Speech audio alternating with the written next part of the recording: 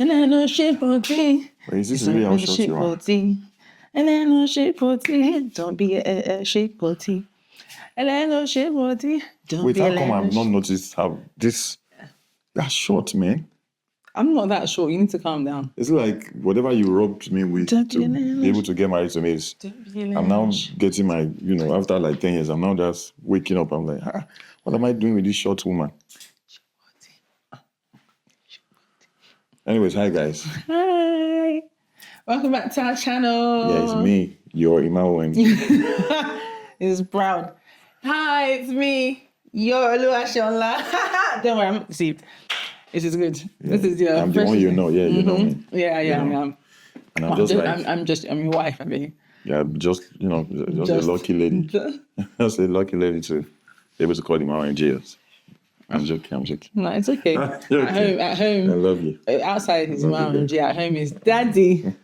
I was banned. You are short, man. Chief, take her out of the... Is this how she has been all these years? You always say this. Wow. People don't realize how tall you are.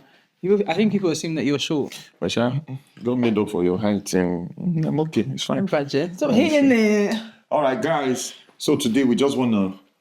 First of all, you people forgive us now. Sorry now. Not even they send us again. Our videos, 800 views, 600 views. Hi.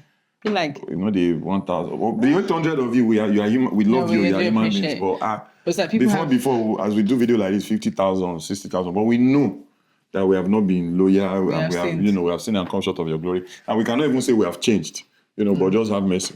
Anyways, today, I want to talk about this, something that was talked about online, and one of the things that has been trending, literally about the fact that the love of your life is different from your soulmate.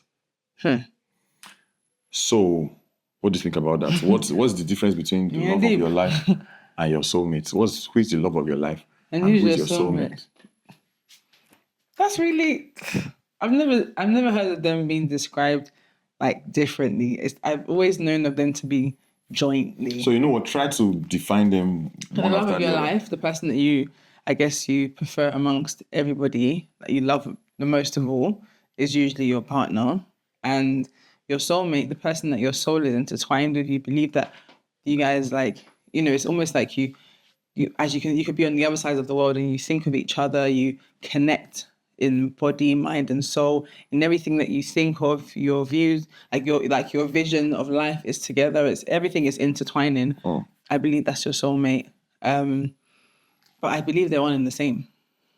I don't think, how can your soulmate not be your love of your life? Okay. So what my thought about it, and this is just me expressing myself. So this is not, for instance, let me even put it out there. Shout out to Bros Frank Adele. He was the one that said it at Tea with Tay, and people have been saying a lot about it on social media platforms and everything. First of all, I respect the Bros, and everybody. This life, finally, as we live, our realities, we bring our definitions from our realities. So, this is my own perspective of it that I want to say. So it's not in relativity to, you are wrong, I'm judging you. No, why be, But personally, I feel like saying the love of your life is different from your soulmate. I feel like that is an attempt to disclaim yourself away from, or I don't want to say run away from, to remove yourself from certain responsibilities, And why I say that is because I believe that, first of all, I would want to say that there's nothing like soulmates. But the reason I'm saying there's nothing like soulmates, I will say it from this angle, the fact that soulmates are not natural. I don't believe that you just see somebody and that person just mate your soul. I believe soulmates are made by choices. Do you understand? The same way, there's nothing like the love of your life until you decide that the love of your life is the love of your life. So I feel like it's the idea we grew up to from fairy tales and things we watch, and the ideal there's difference between ideal and reality, And reality. So the ideal thing we grew up with, that idea in our head is that there's just that somebody that One will just person get in me, life. and it happens sometimes, most times when you want to, maybe when you start dating and everything, this person that just, completes your sentence, they understand you basically because probably you have like similar backgrounds or, there's a lot of similarities in different human beings. But you will now eventually find out when you get on the journey with that person that in as much as a lot of things gel together, there are a lot of things that we know gel together. Do you understand? So the love of your life is the resultant effect of, I find this person attractive and everything, but it doesn't end there. You now decide to choose Daily. that now I want to choose to love this person. Daily. Do you understand? Because that thing I always say, that in fact, the easiest person to hate or to dislike or to fight is the person that because it's a huge lot of responsibility to be like, you are the one I'm choosing and everything. But that's why they said that there's a thin line between love and hate. Yeah. So my belief is that you choose that the love of your life means that you are the one I'm going to love. You are the one I'm going to give all of myself to, everything pertaining me. I'm preferring, so it is a choice. It's not that I saw the mark on your head. And they fell from heaven. So, and the resultant effect of that choice of making you the love of my life, which I believe you also will make me the love of your life. I mean, talking, if we have the same thing in heart and everything, that's what will now eventually make us soulmates. Soulmate is the resultant effect of continual communication and intertwining. Exactly. Souls. Like, for instance, we disagree about something today, then we come back and be like, okay, this is what you don't like. Okay, we are going to adjust to the intentionality of wanting to satisfy each other. For instance, we've been together 9 years. You know me so much now than you did before. And you don't still know some of me that you're still going to get to know later, but that's, I want to know you. It's the same, and that's why it's good that we should know God, because our life on earth should be mirrored after God. The same way when you start to pray, when you start to seek God's face, there's a way you feel closer and closer and closer to Him. Before, maybe you used to hear in your thoughts the way you think, then you now be hearing Him. Some people say they can hear Him audibly, those kind of things.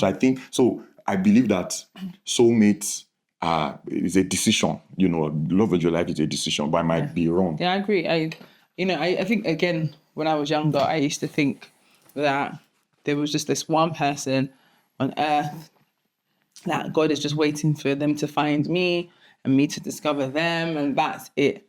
But then, like, as I've grown in Christ and I've grown up as an adult, just even seeing other people's experiences where maybe they were with somebody and then they were no longer with them, and for whatever reason, maybe it didn't happen, and then they end up with that person, another person, and that person becomes their person. And or if somebody becomes a widow or widower, again, they have the gift to do it again. And again, it's just, I find that it's not as clear cut as soulmate. I agree with you. I do believe it's a decision. I believe it's a decision to love the person in spite of their shortcomings. I believe that to make somebody the love of your life is a decision in spite of their shortcomings. Marriage and to do life together is a decision in spite of their shortcomings. But I think, unfortunately, in this day and age, because we do have more choice, people do get to a point, and this is not reflective of anybody, it's just my opinion, and also coming from a place where I've experienced it in my families, is that the people do get to a point where they decide they no longer want to accept that person in spite of their shortcomings. And then that person stops essentially being the love of their life. Does that now mean that the person was never the love of their life? No, and it's good that you asked that question, because it actually really just leads me to what I was going to say after what you said anyways. So I think it's high time we started facing some certain realities. And one of the main realities we need to face about relationship and marriage is the fact that, for instance, let me just tell you, I saw you swept me off my feet and everything, but now I know. You swept me off my feet. But now, let me give you a shocker. I realize that any other person could have swept me off my feet just the way you did at that time. But yeah. And let me get to where I'm getting to. Because this is one of the things that This is one of the realities we don't realize that don't deceives realize. us, because we think there's something divine about it, that there's something special about this person that every other person does not have, and that's what usually even make men to fall sometimes. But we need to own up to the fact that yes, I was Enamored. by what I saw and everything, but what now makes you special is the fact that it's my responsible decision that, okay, yeah, now this sweeping off my feet, this is the one I want. Do you understand? This broom. Your decisiveness. This broom that swept me off is the one I want to choose to be sweeping me off. So broom. So what your specialness is a resultant effect of my responsible my choice. And so that's not saying that there's nothing special about you. I'm trying to... What makes it even more special? Do you understand? So it's not a... Because now... I know I'm special. You are. No, but I'm trying to attend to... There is an unreal... an unreal expectations. Yes. Expectation that usually comes. That's what causes some marriages to fail. Do you understand? Yeah. Because the unreal expectation is the fact that you are supposed to be that, this perfect. Exactly. I thought you were this perfect. I thought you were going to be cooking me 10 meals a day. There was this divine. Oh, so I didn't choose right. Yeah. Oh, I missed it. You didn't open the car door for me. You are not the gentleman I thought you were. You are not. You are supposed to just listen to everything I say. Everything is supposed to go with you because you were made for my life. You are supposed that to real. eat everything I cook. Do you understand? I love it like it was a Michelin star dish. So there's that expectation that comes from the not understanding the fact that, see. I'm saying it then, and I believe, although there's God's choice. I believe that. Absolutely. I believe that this woman, God chose this woman for me, but I needed to be responsible, to take my place, and not a divine order. Just the same way the Bible says God has blessed us with every spiritual blessings in the heavenly realms, but you need to take your place in the place of prayer, in the place of work, to bring those things in the spiritual and heavenly realms to your physicalness. Otherwise, you could just look at them. Can I also join in and say, had I not accepted, there would have been somebody else that would have accepted. Yeah. Does that mean that was lost? Because sometimes that happens. Someone believes that, the person that they were supposed to marry is gone. No, because God can provide someone just as good or even better for that person. So, for instance, there's something I always say that if I'd gone with any other person before you and I met you, I would have known I missed it. Now, that would have played out from my own, maybe lack of patience or whatever decisions or whatever, but still at that time, I will still choose to be with that person and everything, but if, like you said, if you did not, I will not keep myself there. Do you understand? Yeah. So, but the perfection in marriage comes from awareness of responsibilities. And I think the major basic responsibilities that everybody needs to understand about marriage is the fact that it is your choice. Do you understand? There's nothing, there's no abracadabra. There's no abracadabra. There's no how he said God molded him, set him down. So it's your choice. Molded her, set her down. Marriage is as good as God has given you the clay and you mold it with whatever you want. So, like I was telling you and your friends today, for a man, a woman, you can mold a woman into whatever you want to be. You can mold her into the best form of your soulmate that there is, and you can mold her into the best form of enemy that there is. So it all comes down to check yourself first. Do you understand? Wait, am I even ready for this? Am I ready to give? Because that's another thing that some of us, we still want to be one leg in, one leg out. So, especially maybe men or women that you had a lot of freedom. Maybe you were already rich before you got married. You had a lot of wildlife, a lot of choices and everything, and you are like, do I want to leave this to come here and everything? Because it takes awareness of decision and selflessness. See, if you fully, positively, in the love of God, focus on one person that is your spouse for the rest of your life in the terms of their best of their interest, and they do vice versa, you are going to end up as being soulmates and being in love of each other's lives. And we see these people that have been married, they are 70, 80 years old. One person cannot travel for 6 hours in peace. He will have to call his wife that, and they will be gisting. You are like, what are these people talking about? After 80 years together. So So it really is a case of choice. And like you said, I think sometimes we, as human beings, when we don't like to be accountable, some people, we get bad character. And it's like, it's to sometimes realize that, you know, going back to the heart of the matter, you know, it's that man looks at the outward, but God looks at the heart. Sometimes maybe you know, if you want to be in a relationship, want to get married or whatever, and you feel like you're ready because you feel like you have everything, like physically, everything on the outward looks prepared, but where is your heart? Where is your heart towards the other person? Where is your heart towards yourself? And where is your heart about marriage? Because again, the unrealistic expectations we have, we can place them on the marriage. And that is why we like to use scripture out of context to back up our unrealistic demands and expectations. And I think conclusively, for me, marriage is a partnership, right? It's a partnership. It's a romantic and a platonic and a spiritual, and it's all encompassing. But essentially, it's a journeying partner through this life, and you're taking the good, the bad, and the ugly along the way, and deciding to love each other through it, and not being gritted in teeth, but doing it with love and going back to God, asking for the tools, asking for the resources to manage and go through this journey with a level of joy. Yeah.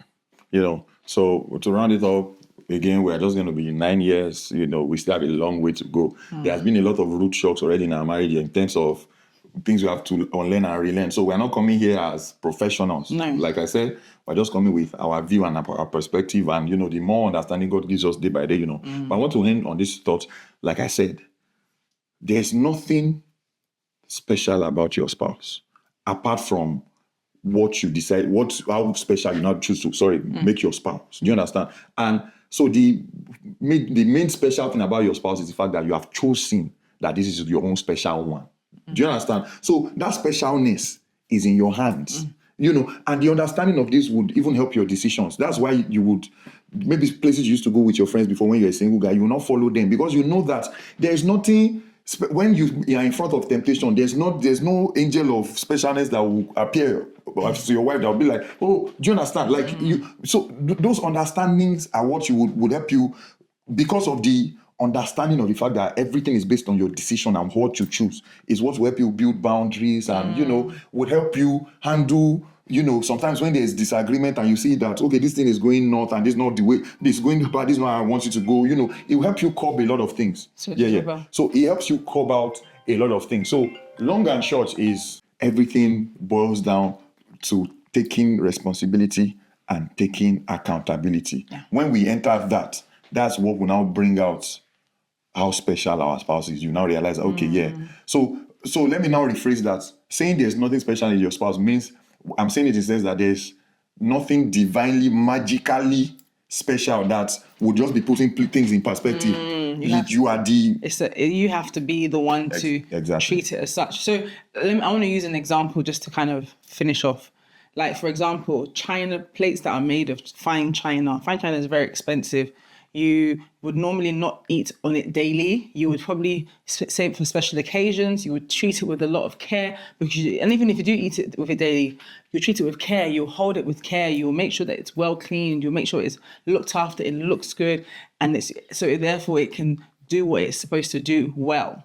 That is the same way with our spouses, that if we pour into them the hope with the grace of God and do our own part, and they do their part, it then makes that a beautifully matched marriage. So you are the one that brings out the best. Forgive that English, the best, the specialness, you know. And why would you get married to someone when you don't want to bring out the specialness in them? So that is why your spouse will forever be special. Because for you to take that step means that I decide, yes, that's it. I decide that this is going to be my one special.